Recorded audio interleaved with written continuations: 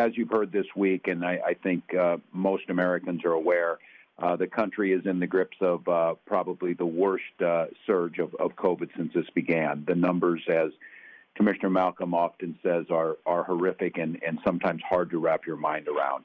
I think it's important, and what we're trying to do today is that the statistics and the graphing and the modeling and the personal protective equipment and all of the things that we talk about that are part of this fight. But what I don't want to do is I don't want to lose the humanity that's at the middle of this. And that humanity that is stretched across every socioeconomic level. It knows no race or creed. It knows no politics. But as we think about Thanksgiving and we think about gatherings and we think about the things that we've lost that we want to do, whether it's to go out and eat or gather to watch a football game, it's really critically important to think about those Minnesotans who have lost so much more, whether it's loved ones, their health, or they're fighting for that now. And I think that grounds us in a shared value and shared goals. So I'm going to let Minnesotans speak for themselves. You will hear stories that are heartbreaking, that are stories of triumph and battling, and just the basic human part of what COVID is. And so our first speaker today is a friend of mine, former State Representative Nick Zerwas, a talented, passionate representative, a smart and thoughtful legislator, someone who I very much enjoyed debating issues over and trying to see another point of view, and someone who unfortunately contracted COVID and has been a voice of what we need to do to get this right. So with that, I will turn it over to former State Representative Nick Zerwas. Thank you, Governor Walz. It's a pleasure to join everybody virtually today.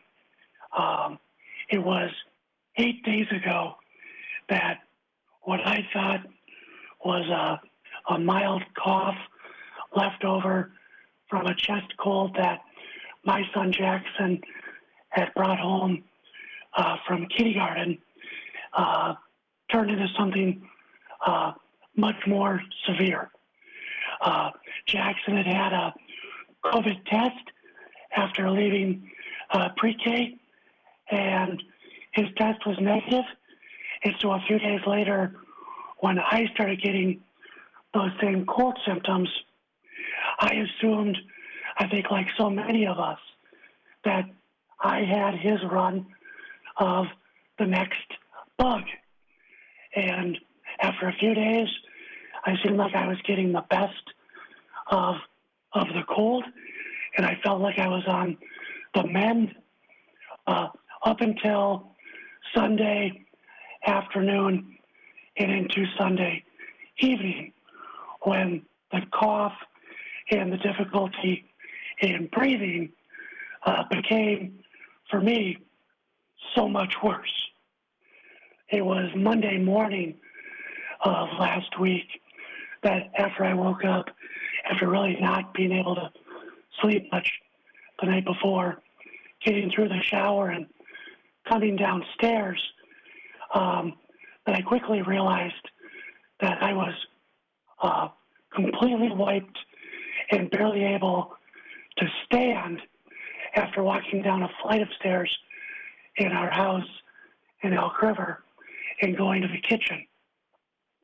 Now, I'm a little unique in that I was born 39 years ago with a severe heart defect. I've had 10 open heart surgeries.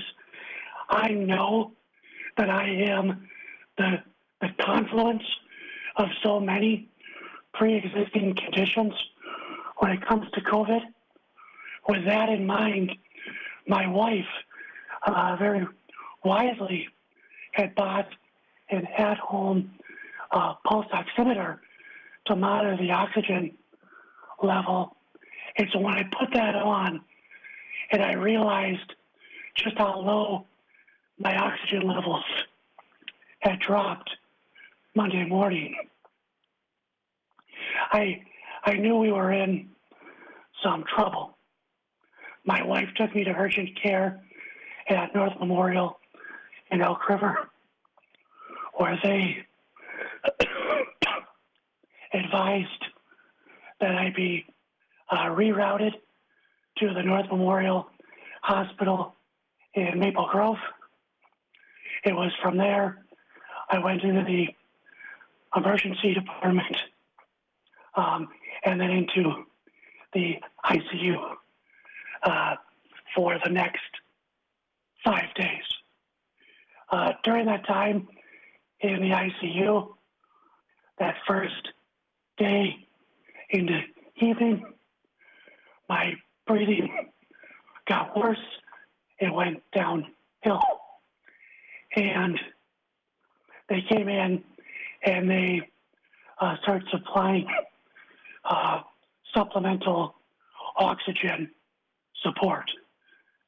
I've had 10 open heart surgeries in my lifetime battling my pre-existing condition, my congenital heart defect. Governor Walz, I've been told 6 different times that I've had less than 6 months left to live. And so I've been sick. I've been down this road before. I was stunned when I became so overwhelmed and ill from this virus. It happened so quickly and it progressed so fast that first night I was having the internal debate about what needs to happen if I needed to be put on a ventilator, and with my heart history, what it would mean like of my chances of ever getting off that machine. Now, luckily, the amazing treatment that I received at North Memorial Maple Grove with the convalescent plasma, the remdesivir, the steroids, within about 18 to 24 hours of those first treatments, I made no less than a miraculous turnaround. And I came out of the hospital after 5 days. And I am so blessed and fortunate for the amazing care that I received while I was inpatient. And I'll tell you, when this first happened, especially with my pre-existing conditions, those first few months, we locked down pretty hard. And then in the summer, I think like a lot of us, when the numbers didn't mount and the stories didn't come to bear and the nightmare scenarios didn't pan out, a lot of my life went back to normal. I socialized more. I went out more. And I'm not here to say that I shouldn't have done that or nobody should be going out. That's not my decision. Everyone needs to make that decision for themselves. But what I'm telling you today is that 2 weeks ago, I didn't know a soul in Sherburne County that had been tested positive for COVID, and today I can name 40. This virus is here. It's spreading rapidly through our community. We all need to come together to take care of ourselves, to take care of our caregivers, and to make sure that we're putting our neighbors and our community first. At no time will anybody or will this virus ever ask you who you voted for or what your politics are. It doesn't care. It does not discriminate, and it is mean. It is a mean, mean dog that we all have to come together to fight. Thank you, Governor Walz, for the opportunity to say a few words.